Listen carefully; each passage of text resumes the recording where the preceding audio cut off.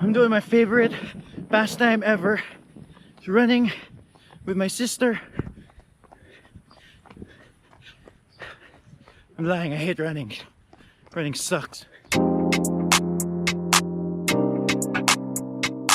Yeah, so I started running recently, and I have to admit, I have found a couple of uses for running, even if you are a cyclist who hates to run.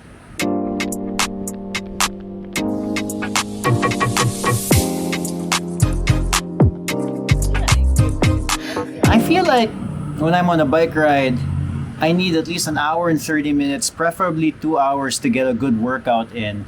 And to be honest, if I'm running, 45 minutes is enough. Like, I feel like I am tired with 45 minutes. So if you're short on time, I think a run might be the answer. How many minutes do you think we'll run? 30? Just 30? Okay, yeah. Yeah. We're a bit time crunched. So as you can see from my latest videos, I am currently in California, and I did bring my bike. But some of you may not want to have to bring your bike when you travel, and running is an easy way to get that exercise in during travel. At least you don't need to bring anything except for your shoes. Also, running is a good excuse to visit the local bike shop.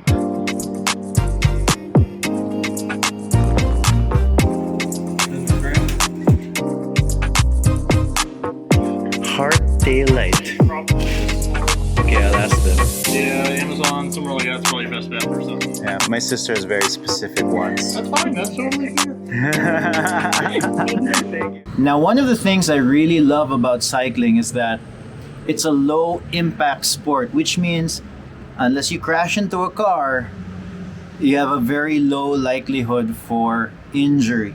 But one of the problems with cycling is that it does not do anything for your bone density. Now, I'm not a scientist or you know, but I did learn recently that as you grow older, every year you lose about 1% of bone density. I think after your 30s or after your 40s, something like that. And 1% doesn't sound like a lot, but it does compound every year. So since running is an impact sport, it does help with bone density. And from my experience, last year when I started playing basketball for the first time in 3 years, I very easily got hurt when somebody would hit me. Like, I literally had like a bone bruise on my chest because somebody hit me the wrong way, and I really felt a little bit more brittle. So the running helps. Make any thoughts about suburban California? I don't know. Very homey.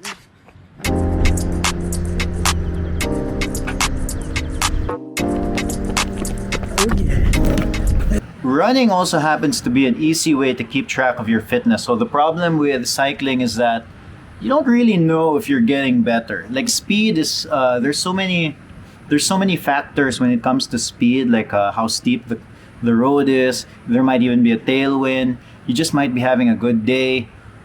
Maybe there's a headwind, so you're going slower. With running, it's very straightforward. You know, you could take your 5K time almost anywhere. So it's an easy way to keep track of fitness if you're into numbers and stuff. Did you know I got these shoes from Cycle Meeting? Oh wow, they're really nice.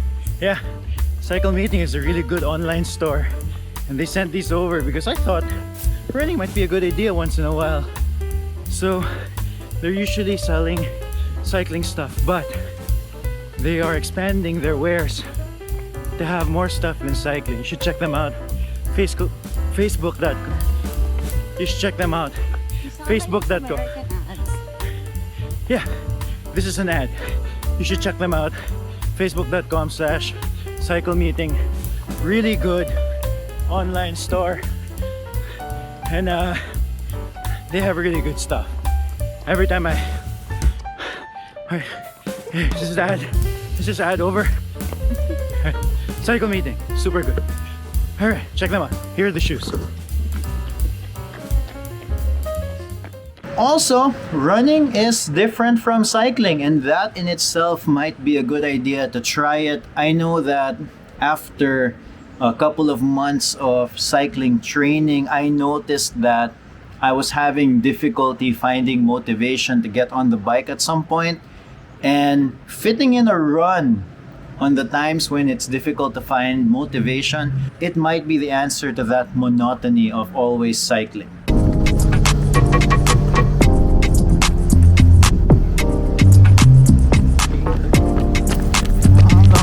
One caveat though about running is that, especially if you come from a cycling background and your cardio, your aerobic base might be a little bit higher than normal, it's easy to just keep running because you just won't feel as tired.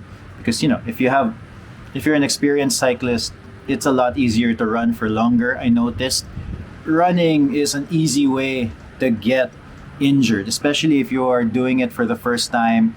So a lot of people have said, start with a shorter distance first and then work your way up.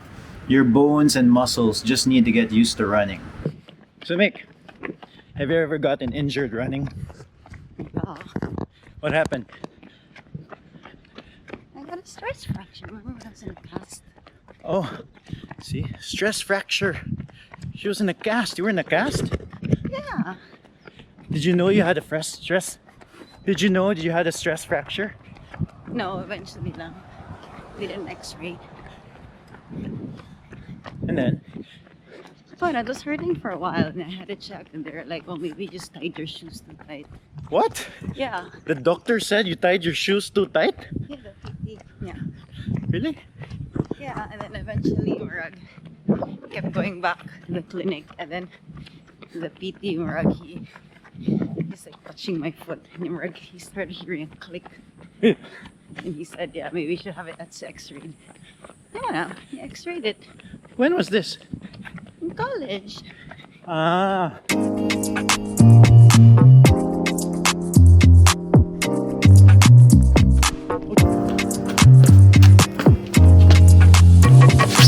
Just finished a 5K run, 5.04 kilometers, 7 minutes and 21 per kilometer pace. How do you say that? 7 minutes and 21 seconds per kilometer.